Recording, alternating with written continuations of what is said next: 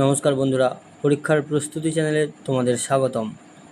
আশা করি তোমরা সবাই ভালো আছো। বন্ধুরা, তোমরা যদি আইসিডিএস সুপারভাইজার, অঙ্গনওয়াড়ি কর্মী অথবা গ্রাম পঞ্চায়েত পরীক্ষার জন্য প্রস্তুতি নিয়ে থাকো, তাহলে তোমাদের জন্য আজকের ভিডিওটি।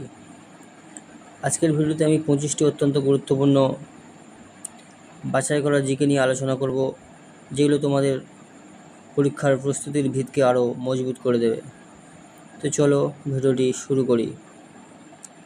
প্রথম প্রশ্ন, ভারতীয় সংবিধানের কোন অনুচ্ছেদে সমতার অধিকার নিশ্চিত করা হয়েছে? সঠিক উত্তর 14 নম্বর অনুচ্ছেদ।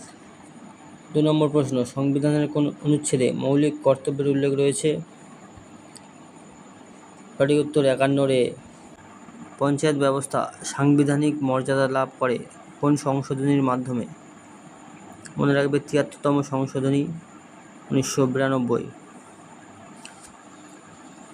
4 নম্বর প্রশ্ন, পৌরসভার সাংবিধানিক মর্যাদা লাভ করে কোন সংশোধনীর মাধ্যমে? 74তম সংশোধনী 1992। ভারতের সংবিধানের মৌলিক কাঠামো তথ্য কোন মামলার সঙ্গে যুক্ত? মনে রাখবে কেশবানন্দ ভারতী মামলা 1973। ভারতের প্রথম পঞ্চবার্ষিকী পরিকল্পনার প্রধান লক্ষ্য কী ছিল? কৃষি ও সেচের উন্নয়ন। 7 নম্বর প্রশ্ন, ভারতের পরিকল্পনা কমিশনের পরিবর্তে কোন সংস্থা গঠিত হয়? সঠিক উত্তর নীতি আয়োগ। 8 নম্বর প্রশ্ন, ভারতের অর্থ কমিশন সংবিধানের কোন অনুচ্ছেদে অধীনে গঠিত হয়? অনুচ্ছেদ নম্বর 280। ভারতের সিএজি বা ক্যাগকে কে নিয়োগ করেন? মনে রাখবে রাষ্ট্রপতি। বন্ধুরা, ক্যাগের সম্পূর্ণ অর্থ হলো কন্ট্রোলার অ্যান্ড অডিটর জেনারেল। 10 নম্বর প্রশ্ন, ভারতের নির্বাচন কমিশনের সাংবিধানিক ভিত্তি কোন অনুচ্ছেদে? অনুচ্ছেদ নাম্বার 324। বন্ধুরা, ভিডিওটি যদি তোমার ভালো লেগে থাকে এটি লাইক করে বন্ধুদেরকে শেয়ার করে দিও। আর যে সমস্ত বন্ধুরা নতুন এসেছো তাদেরকে বলবো চ্যানেলটিকে সাবস্ক্রাইব করে পাশে থাকা বেল আইকনটিকে প্রেস করে অল করে রাখবে। 11 নম্বর প্রশ্ন, ভারতের গ্রিন রেভলিউশন এর সঙ্গে প্রধান কোন ফসলের উৎপাদন বৃদ্ধির সম্পর্ক ছিল? গম ও ধান। 12 নম্বর প্রশ্ন, ভারতের প্রথম বায়োস্ফিয়ার রিজার্ভ কোনটি? Nilgiri biosphere reserve. মনে রাখবে। 13 নম্বর প্রশ্ন, পশ্চিমবঙ্গের সুন্দরবন কোন ধরনের বনভূমির জন্য বিখ্যাত? ম্যানগ্রোভ বনভূমি।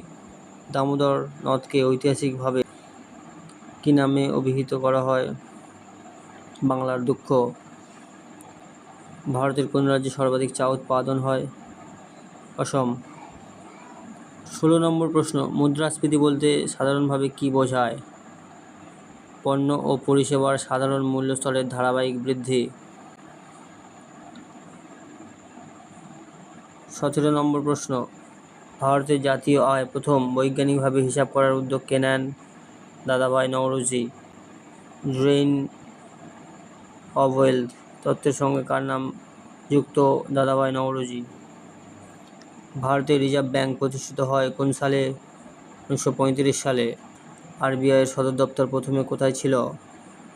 কলকাতা, পরে মুম্বাই স্থানান্তরিত হয়।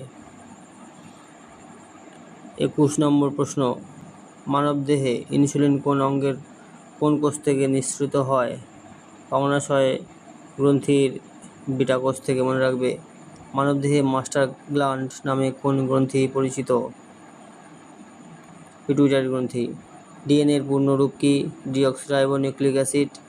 রক্ত জমাট বাঁধতে কোন ভিটামিন গুরুত্বপূর্ণ? Vitamin K. 25 নম্বর তথা আজকের শেষ প্রশ্ন, কোন রক্তের গ্রুপকে সাধারণভাবে ইউনিভার্সাল ডোনার বলা হয়? ও নেগেটিভ। বন্ধুরা, ভিডিওটি আজকের মতো এই পর্যন্ত।